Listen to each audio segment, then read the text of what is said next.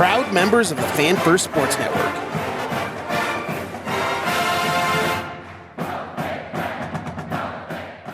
He had the resume. He had, that extra set of experience. He had a very proven track record, especially in the secondary. For 30 years. Mm-hmm.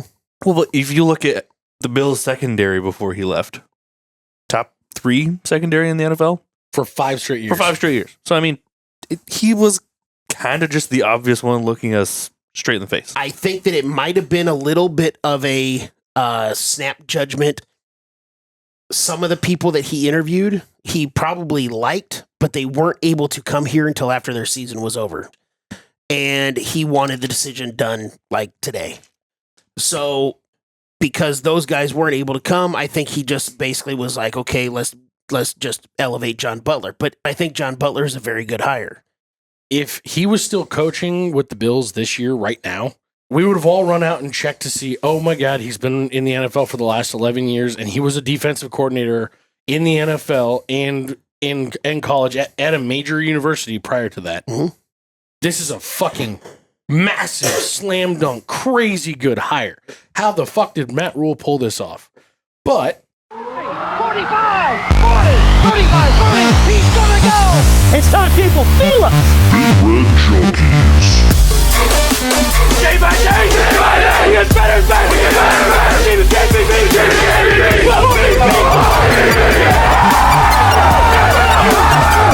If we die, we die! Man, put a child in that, put him in the aisle! Bring that trophy back to Lincoln!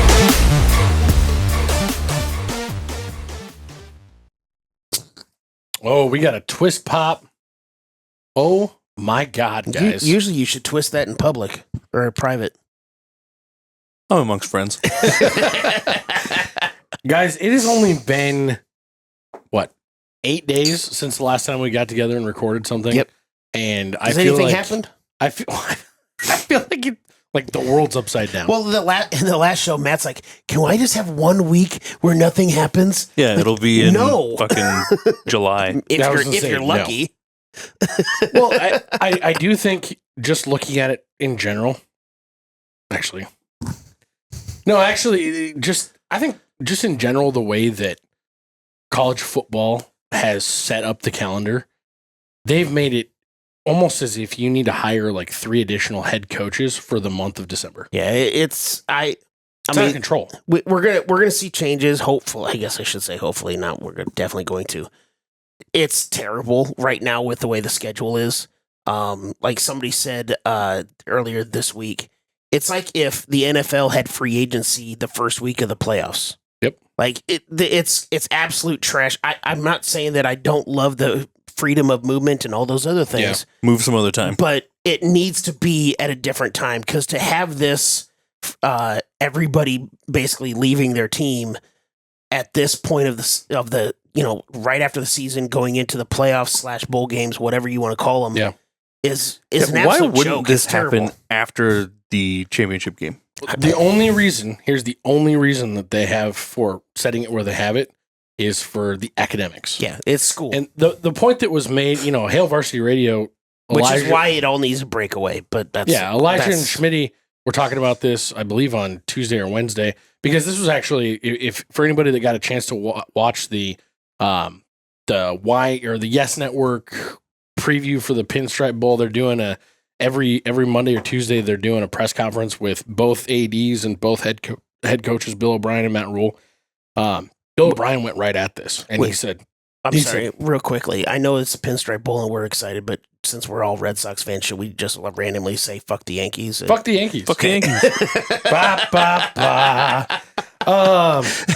If you don't get it, don't care. I don't know what to do for you. You'll get it when you grow up and start hating the Yankees like the rest of us. But anyway, sorry. No, Bill O'Brien went straight at this. He said, I just don't know who's making these rules.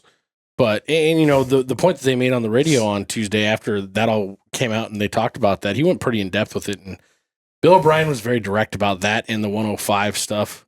He talked about Nebraska being, the staple of the walk-on, and how a lot of programs, that's the way that they keep themselves alive. He talked about when he was at Penn State, they were able to resurrect that program when they were on a bowl ban. So they didn't get, this is actually his first bowl game. And so he never got a chance to do the bowl. And they also were on a scholarship. I was just going to say reduction. that. They had of scholarship limits at that 40 time, too. and 20. Yeah. Reduced between the two different years. Yep. And he said the walk-on program was the only thing that kept the team alive. Yeah. And they were competitive. Mhm. And so I think he did a great job at Boston College this year. And I think it's going to be a shame to see what's happened because I think Nebraska is probably built a little bit better depth-wise than what Boston College is. And to my knowledge, especially after what you're about to say, as it sits, there's a possibility that there will not be a quarterback on the roster that played football at quarterback this year for Boston College. Unfortunately, Well, I know that they're at least beginning of the season starter. He quit on the team halfway through the season.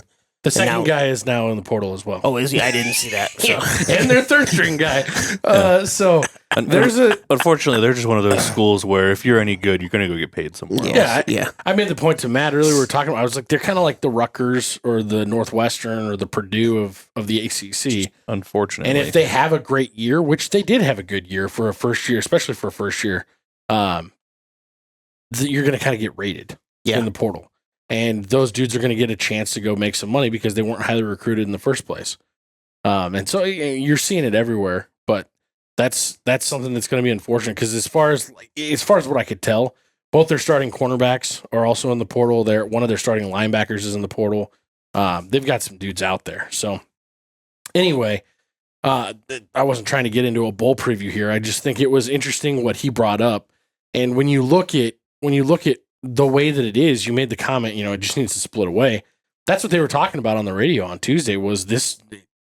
At what point are you going to tell us, hey, we're treating these like professional athletes. We're allowing them basically freedom of movement. They could transfer unlimited times.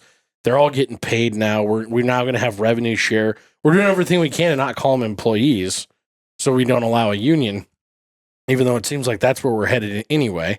Yep. Collective bargaining and all that jazz. At what point are you going to stop pretending that the academic calendar matters? And that's exactly why we are in the schedules that we are, is because of the academic calendar. And it's kind of one of those, like, we all want all of these guys to be able to transfer in and be able to participate in spring ball, which would be great for them and their development and everything else, and that's fine. But at the same time, like, maybe you just got to, if you're not going to break away from the academic calendar, you kind of just have to say, you know what? The only opening is after spring. After school. And tough shit. Like, I don't know what to tell you. You just got to go in the summer and deal with it. Yeah. Well, you could also, if we have to stay within colleges. That's why I'm saying that. If we have to stay within colleges, make it so that if you're a part of the 142, 130, however many NCAA Division I schools are, make it so that all of their credits are immediately transferable and they could just transfer mid-semester wherever they want to go. Well, but that's the thing about mid-semester. That's why they have this. That's what I'm saying. Now. Make it so that they can transfer in February.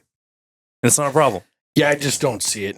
I think see when it it either. comes down It's to the just transfer stupid side of the way things, it is. Yeah. It is stupid the way it is. But I think when it comes down to the transfer side of things, Jed's spot on. Tough shit. If you want to transfer, if you want to essentially quit on your team, it's to go better yourself. Sometimes they're pushed into the transfer portal. I'm not going to do the quit on their team because Matt Rhule's done doing the quit on your team thing too. But at the same time, like the players that quit on their team are also weak guys that we want. So I'm not going to do the whole people quit on their teams. So, like I said, there's a bazillion different reasons to go into the portal. There's like 3. Some of it's quitting on your team. But that's beside the fact, because my point is this. You're leaving your team to go better your situation, in your opinion, however way. Yep. And if you're going to do that, you already made the choice to be there. Stick it out through the academic calendar, and then you can leave. Yep. And the portal should be open up until the academic calendar closes, heading into fall. I agree. That's where I am with that. If we are going to stick to this whole academic bullshit that people think is real, which it's not, let's just be. Well, the academic calendar is now year round for most people. They are getting a degree. Yeah, whatever. Some of them. But by the way, quick shout out to the 71 football players. I think there was 105 total athletes throughout the athletic department that were selected to the All Big Ten first semester all academic, academics, all Yeah. conference academics. Obviously, I'm kind of joking. I'm also being, kind of realistic as far as kind of like Cardell Jones used to say about Ohio State. We didn't come here to play school. The majority the majority of the athletes, not all of them, much respect to the ones that actually did go there to play school, but the majority of the athletes didn't. So let's just be real. I mean, Yeah. So again, some of this is just a joke, being a little facetious, but None of it's a joke. We're so serious. So very, very serious. Speaking of, if you're extremely serious about our show and you like what we do, Or if you think we're a joke. or if you think we're a joke, maybe you hate us. One way or the other, hit that like button.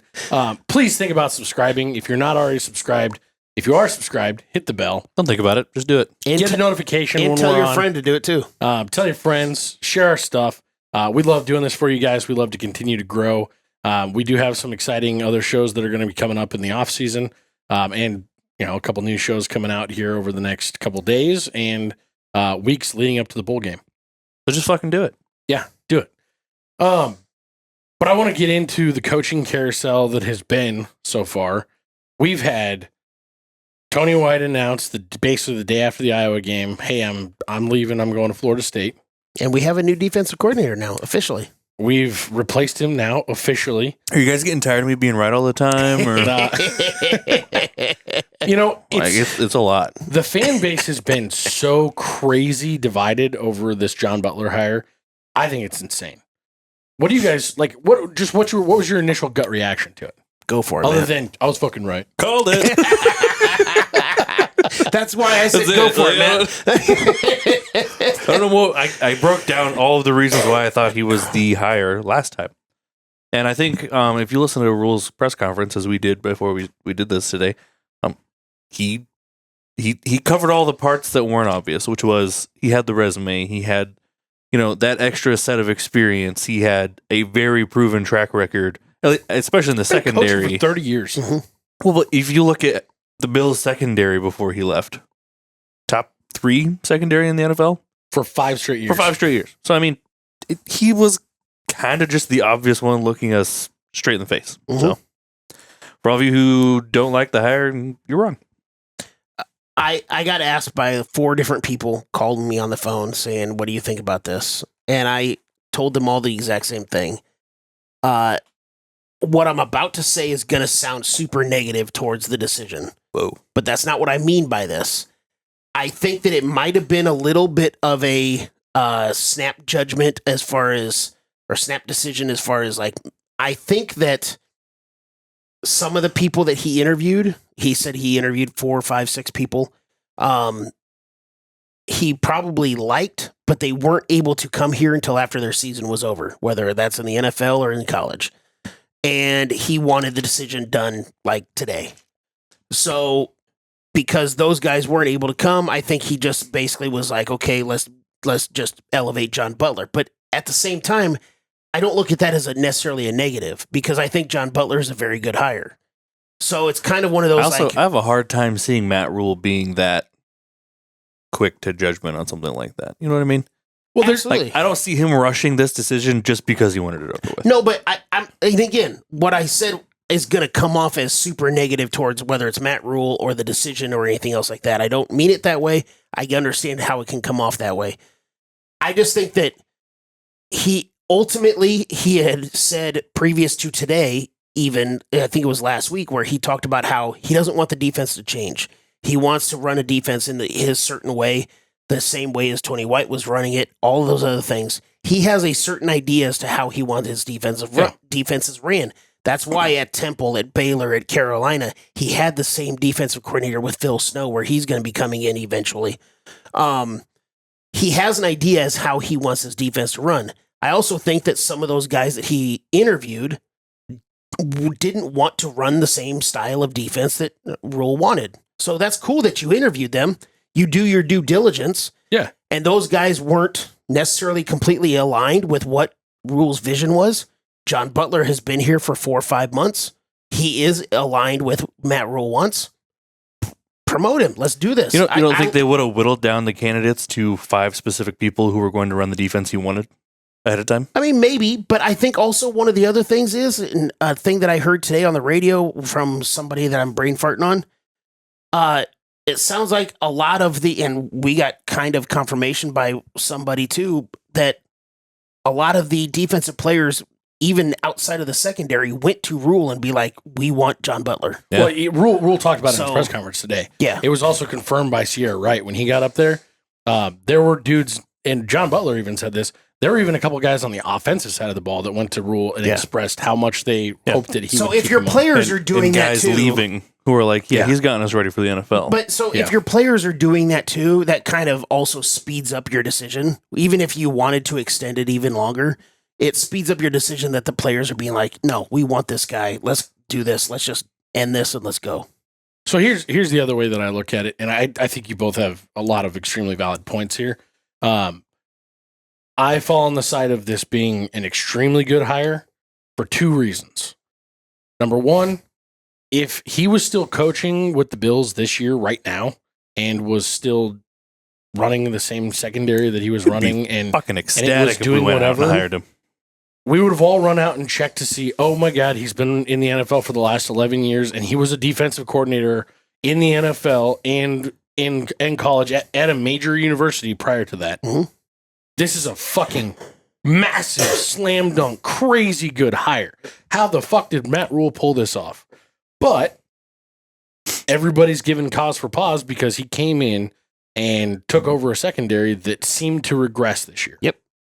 So some of that was addressed by Matt Rhule in today's press conference. He was asked directly about the fact that there was some regression on the defense and specifically in the back end and how that affected his decision with this and all that. I think that's actually more of why you saw a full elaborate coaching search here. And, you know, I'm going to come back to this point because I'm not done making it, but you also have to consider the calendar that we just talked about and the timeline, because if you don't have a defensive identity solidified by the fact that you've hired a coach, if you don't have a position coach that you're not going to, you know, I knew that the deal was done when we were hearing announcements of Sims being the outside linebackers coach, because he had just said in Simpson, sorry. He just said Sims before we started recording. He had just said in last week's press conference, I'm not hiring any other position coaches until I hire the D coordinator. Yeah. So I kind of already knew it was done and it was just a matter of working it out. But to have Butler come in and not have his position group perform at a level that we expected this year, I think a lot of that had to do with what Rhule talked about today, which was he came in the month before the season started, and he basically was instantly on his heels, working with the guys that were expected to be the starter. You have Tommy Hill go down in the second game of the season. Just about to bring that up. Who's supposed to be your stalwart, the best guy back there. You have Gifford, who doesn't play up to expectations, isn't as good as he was the year before. Who knows why that is, but he also had to learn Tony White's defense. And a drastic, giant group of youth behind all of those guys. Yeah, there wasn't a bunch of guys that he could. Yeah. But Matt Rhule talked in his press conference today about how he had to focus on the starters and get them to play the way that he needed them to play, so much so that he was like 3/4 of the way through the season before he actually took a step back and said, I need to put some focus on these young guys because they're the future. I don't put all of the regression on John Butler. It was just the situation that he was put. I don't want to say put in. He found himself in. I mean, because obviously he wasn't the cause of injuries and all that other stuff. It was just also there was regression, but it wasn't some massive thing. It was. Well, you want to hear something that actually was crazy? There's some legitimate reasons to the regression, not necessarily bad coaching. John Butler talked about the secondary, and I think in my brain when I think about, I've been pretty hard on Malcolm Hartzog and I've been pretty hard on Gifford about some explosive plays that have been given up throughout the year that I felt like weren't there last year. He actually talked specifically about explosive plays in his portion of the press conference today, and they had 29 last year and 32 this year, which was actually still ranked 27th best in the country. Total explosive plays. And when you really think about it, there were probably 10. I don't know for sure. You could pull up the stat probably. There were probably 10 in the Indiana game. Else, but go ahead. There was what? There were probably 10 in the Indiana game. Oh, yeah. And I can think of at least 5 in the USC game that were missed interceptions. Yeah. Yeah. So when you really think about it statistically, we didn't take that big of a step back. He made the comment, yeah, we fell out of the top 25. But from a standpoint of getting pressure on the quarterback, we didn't do that as much this year, which does affect your back end. And a lot of that was on coaching. A lot of that was play calling, yeah. And so, I think that during his press conference today, he got me excited from a standpoint of they talked specifically about the integration of what him and Phil Snow are going to do to work together, to game plan this and mold it based a lot on the packages. Matt Rhule talked a lot about how Phil Snow mentioned to him, to be successful, you got to keep doing the aggressive things that you're doing on first and second down, but you need to have a better third down. You have to be able to get off the field. Absolutely. And that's something that we talked about all year. Yep. And so I'm really excited about what I heard today specifically, because I heard I'm going to get collaboration from a guy who has 10 years of NFL experience at the top level NFL experience, who was previously a defensive coordinator at Penn State. Not another bullshit. He didn't come from Ball State. Mm-hmm. We're talking about Penn State. And talk about having a bowl advantage. He knows the opposing head coach really, really well. Worked for him for 6 years. But you then add to that Phil Snow being basically an in-house grandpa who's going to be that's not my words. This is Matt Rhule called him an elder statesman role. Today in his press conference. I hadn't looked at him before. He does look like an elder. He's 70, 72, something like that. But by the way, again, speaking of the whole, we're all Red Sox fans. Phil Snow is his nephew is Dustin Pedroia. Shut the fuck up. Yeah. Petey, get out to a game, bro. Get out to a game, bro. Better yet, we'll have you on the show. We'll get you on the show. Come on, man. Yeah. Oh, man, that'd be sick. Yeah. But the more you know, folks, the more you know. Go Sox. If you don't know who Dustin Pedroia is, again, go fuck yourself. And fuck the Yankees. Please like, subscribe, and follow. Yeah, go fuck the Yankees. But I'm excited by this hire. And like I said, I think if he hadn't had a year of being here and it not going great, not looking great, we wouldn't be in this mess. With the fan base would be ecstatic instead of half of them being, this sucks. This is bullshit. The fan base is that way anyway. Yeah. I think that there's one person that he might have waited for and would have potentially hired over John Butler. I don't know that there's a sitting head or a sitting defensive coordinator right now that would have interviewed for this that wouldn't have made the transition the same time that Tony White did. Unless there's somebody playing in the playoff. Yeah. Which getting a defensive coordinator that's coming from a team that's currently playing in the playoff, look at very them, confusing. And it would be weird for them to make that move. Yeah. So I don't see that. Well, whether it's maybe a guy, we talked about Jim Leonard being in the NFL. And here's the thing. That was the point that I was getting to. The one guy that I could see that would say, no, I can't do it yet is Jim Leonard, because they're making a push to try and get in the playoff. He's a defensive backs coach. Well, but one of the other guys is that had been talked about, rumored to have a possibility, is the SMU defensive coordinator. So he is in the playoff, and so he would have to wait. If you're going to look at the background and the success of the SMU defensive coordinator and compare that with what John Butler's done, I would pick John Butler over that every day of the week. It'd be close with me for Jim Leonard because we saw how great and sustained success he had in Wisconsin in the conference.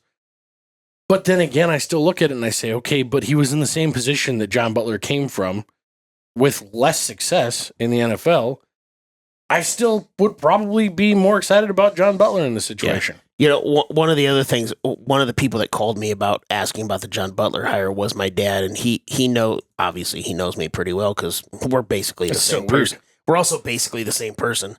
But he told me, he's like, so I wasn't sure if you liked it because one of your common rules is to not hire from within. And I said, you're not wrong, because I like the outside hires. But he was an outside hire last year. That's my point. I told my dad, I was like, I don't look at John Butler as an inside hire because he was here for 4 or 5 months. He just got here in July or August. So it's not like I don't like the old boys network as far as only hiring your friends and all that stuff. I like the outside voice. That's what Tony White was for. But he for also Matt Rhule. wasn't an old boy when he got hired last year. No, I'm just saying, like, just hiring your friends. That's all I'm talking about. The old he boys wasn't network. a friend though. That's what I mean. Yeah. So it's not necessary. I don't look at hiring John Butler and promoting John Butler as a hiring from within because he has only been here a little bit.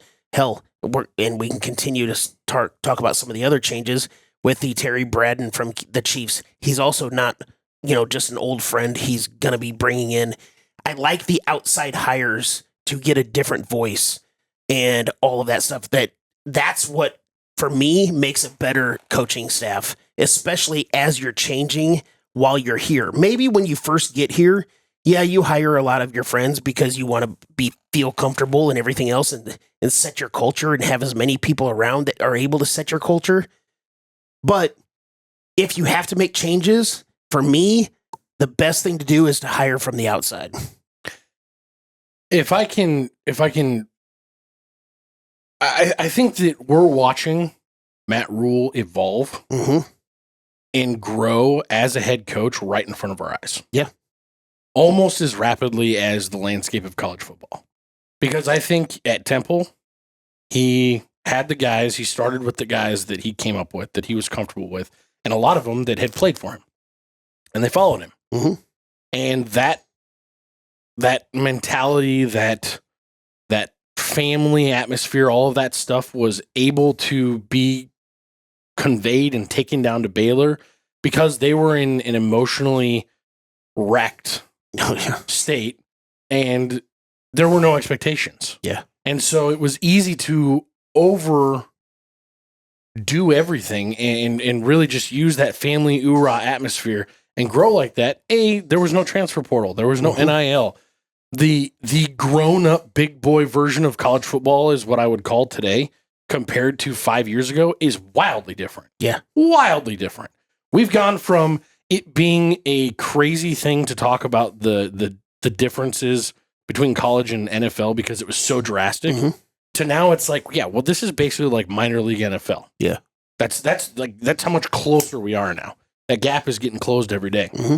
And I think, it's we have mixed opinions on the Bill Belichick getting hired at UNC thing, and I'm not trying to go down that road, but I think there's a lot to the thoughts that have come out this week from Bill Belichick in his giant manifesto that he sent into North Carolina. Maybe he was one of the guys they interviewed for a D coordinator position. Yeah, for sure. For sure. I mean, he was here over the summer, so why not? He was. But there's a lot of truth to what Bill Belichick has talked about. If anybody watches Pat McAfee, you got to watch it. It's a fucking great show.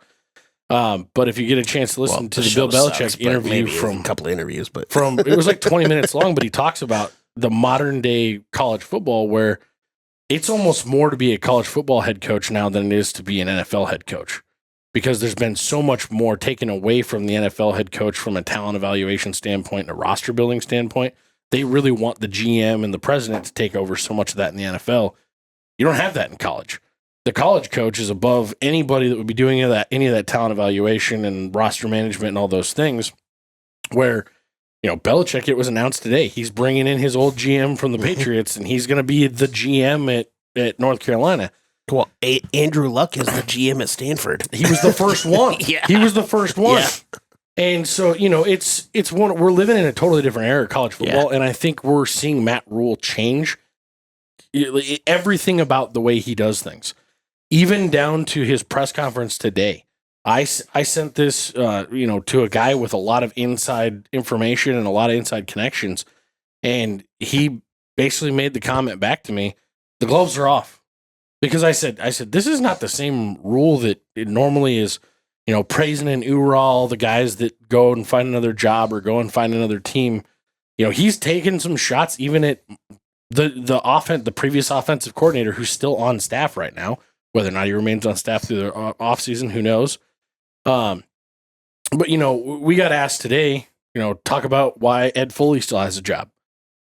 Who knows? He won't after the bowl game. Don't worry about it. My assumption is he will. He'll still be on staff, but he's not going to be the special teams coordinator. I don't think he will be, but who knows? Maybe he'll retire. He's old as fuck. I also thought Garrett McGuire was going to stay on staff as somebody other than a coaching position. Yeah. So whatever. But it was like that today though. Matt Rhule straight up called out. He's talking about. I know you guys all got jobs, but everybody needs to stop paying attention to and believe in everything they read online. Yeah. Because he straight up said this. He goes, a lot of people make money writing stuff about Nebraska football. Oh my God. That's been going on for years. If you want clicks on your story, if you're a national person, just put Nebraska's name in there and every, click, click, click, click, click, click, click, click. Like his wife's pregnant. Yeah. Yeah. At 50. If you didn't catch the press conference today, first of all, go out and watch it. It was excellent stuff. It's always excellent. You saw a few players talk after Matt Rhule and John Butler, but I thought one of the most tremendous differences today between listening to John Butler and a lot of the Tony White stuff, and just a lot of the press conference change that we've seen from the difference between Satterfield and Dana Holgorsen. You're just seeing a much more professional and adult view of the way things go. I mentioned to you, John Butler just uses more football phrases and talks about technique and and you've heard it from some of the players. Sayer Wright said it today. He said, he just understands football and thinks about football at such a higher level because he was in the NFL than what most college coaches do that I had never heard anybody talk about football the way he does. Mm-hmm. Sometimes you almost need a translator to get it all. Yeah. And that was pretty evident just listening to him talk about scheme and the way that they're going to evolve this 3-3-5. And, Matt Rhule talked a lot more about the fact that, you started to see it some more in the second half of the season, but they want to go to more of those, true two edges on 3 down linemen, a 5-man front in some of these situations. That there's just going to be some changes that you saw. He made the comment about Phil Snow talking about how they had 2nd down and 3rd down packages, the way that they were working things in the NFL.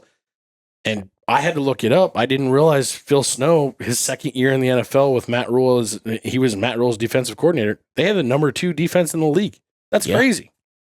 So him coming in whatever capacity to basically mind meld with what's already going on with John Butler, I think that's a slam dunk. I don't have a problem with the promotion of John Butler. I think it's great, and I also think having Phil Snow there to be able to kind of oversee things. John Butler doesn't have all that much experience as being a defensive coordinator, and Phil Snow does. And Phil Snow also knows exactly what Matt Rhule wants, and he's going to be able to articulate that to John Butler. And being able to push Matt Rhule more to the CEO role that a lot of college coaches are nowadays, that I think having Phil Snow involved is only going to be a benefit. And it also helps that Phil Snow is one of the few guys that he was going to find that John Butler is going to look up to. Absolutely. Like, he's going to actually listen to what he has to say. Yes. And there's not going to be any of this inner fighting between two coaches and, he respects his opinion. Yes. And that's important. I look forward to who they're going to end up hiring as a defensive backs coach to replace John Butler as the defensive backs coach. Yeah. If it's anything like what they've done with the outside linebackers and the defensive line coach, I think it's going to be a great situation. Yeah. I'm with you. Yeah, this 100%. Terry Braden hire is awesome. I'm just going to go ahead and say this now. Terry Braden that's coming up from the Kansas City Chiefs. He's been the defensive line assistant coach. I figured it was Braden because it's spelled like Madden. Braden, whatever, maybe.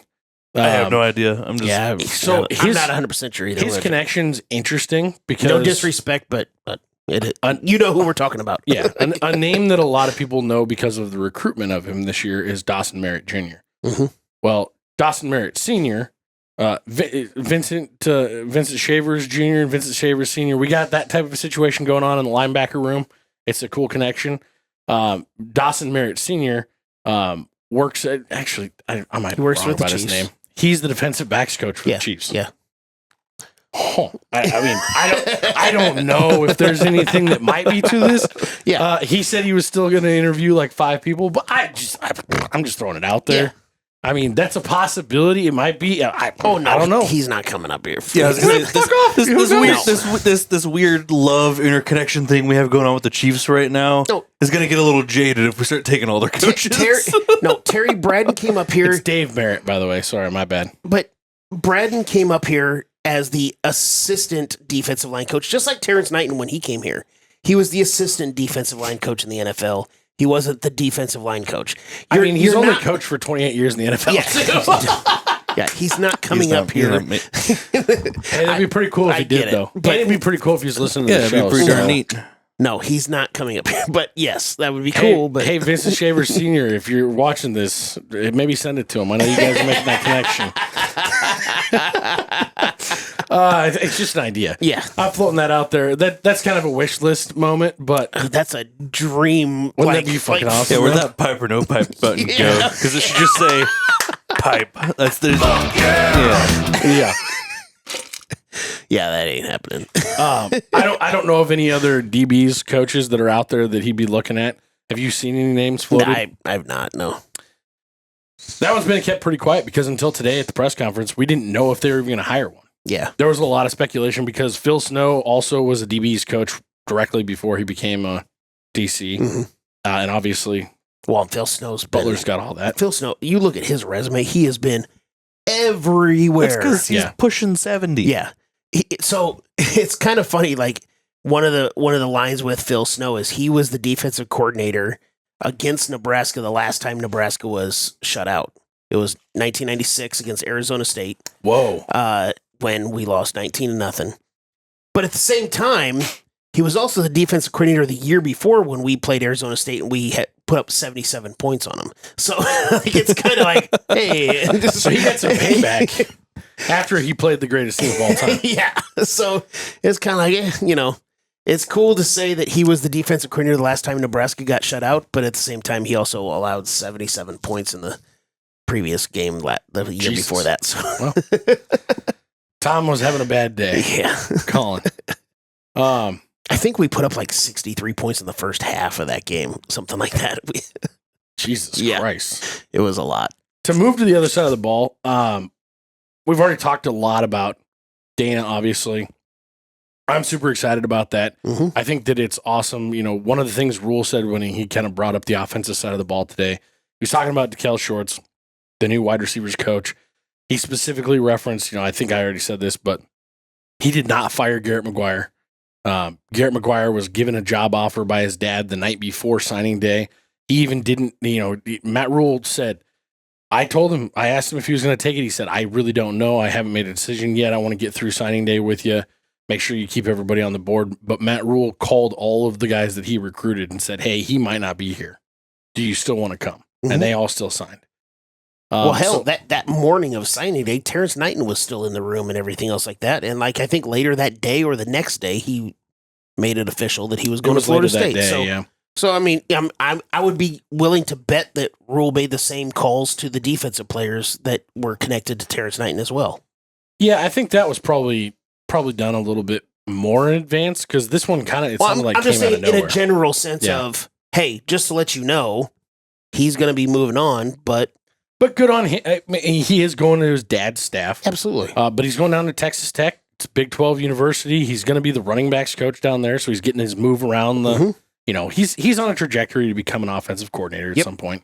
Probably by the time he's 30 years old, he'll be an OC, I would guess. But in 10 years, it's only 6 now. But I think that we'll miss his energy and we'll miss his camaraderie with the players. I don't know that we're going to miss a ton from the coaching perspective because I think DeKel Shorts is a hell of a coach. Yeah. He didn't, he doesn't have a long stint in the NFL either, but he did make an NFL team. He's probably going to bring pretty decent energy and camaraderie with him as well. He's also young. As much as I bring up the stuff about Garrett McGuire's connections in Texas, I have to assume that Holgorsen being coaching at Houston has some connections in Texas as well. Oh, yeah. But then you also bring in the Phil Simpson and Terry Braden, who have major connections in the state of Florida. Yep, specifically South Florida. That's going to help a shit ton. So, they've both won state championships at the high school level. It's kind of 6 of one, half dozen of the other, and we'll just move forward from there. Yeah. Yeah, I think it was a big deal for us to lose Tony White and have lost Phil Simpson the year before down to FSU from a recruitment standpoint in Florida. But to get Phil Simpson back, I think I mean, if we were going to get a trade from Florida State, yeah, it was a good trade to get back. And Rhule addressed whether or not he was ready to be a coach, and it was pretty obvious that he thinks, he's going to do a great job with the outside linebackers. So I think he'll do fine, but the main if nothing else, he'll terrify the opposing teams just by staring at him. Yeah, he's a big boy. Terrifying looking dude. Yeah. The thing Rhule said today was that he wanted more of a But the biggest point of him is the connections down to Florida for recruiting. Oh, yeah. I mean, it's whatever he brings for coaching is just a bonus. The point of him being on the staff is to the connections down in Florida. But if you remember, we had that Jack coach. I don't remember what his name is, something Jack, who coached the Jacks last year. He made a comment to say, he made a point to say this year, he was the dude that got leveled by Ty Robinson when he ran off the field. Potenza or whatever. Yeah. His first name was Jack or last name was Jack, something like that. I know who you're talking about now. But anyway, Rhule made a point to say, we had a Jack coach last year, but I wanted a true outside linebackers coach. And so that was that, or maybe it wasn't even Rhule, maybe it was Butler that said that. But that was a big deal to make sure that he had that type of experience to bring that in, and the connections are obviously still there. Yep. We talked to an insider today that said directly from one of the players on the defensive side of the ball, hey, some of those Florida dudes had a foot out the door, but they're excited about this defensive hire, and the players are ready to do this. We've already seen. When I saw that comment, that's kind of why I say the whole thing of any sort of, then it wasn't a lot, but any sort of hesitation I have about the John Butler promotion, as soon as I heard that from what you're talking about and any other players saying we want John Butler, any hesitation went out the window. Yeah. If the players are good with it, why the fuck should I have any problem with it? So we did a really good job moving to the other side of the ball. Well, we've already talked about the offensive line. I know we did. Yeah. Is there anything else coaching wise? We talked about shorts on the last show too a little bit. I know. I just thought it was funny. That's all. Yeah, it was.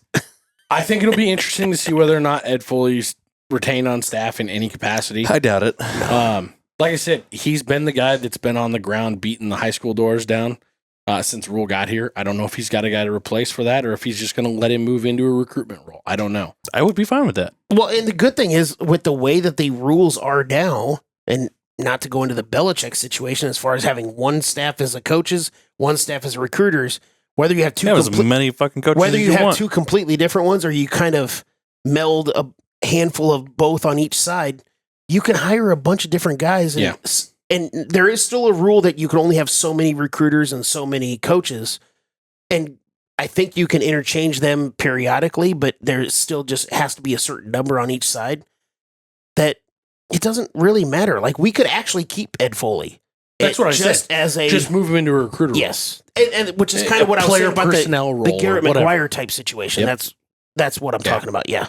Yeah, any of those types of situations. But Ed Foley will not be our special teams coordinator next year, so don't worry about it. I hope not. He won't be. Two different people with some inside information this last week have told me that there is a possibility that Bill Busch might be willing to come off the sidelines as a radio guy who's having fun in retirement and maybe do something again. So we'll see. I think he'd be a tremendous hire. Oh, God, yes.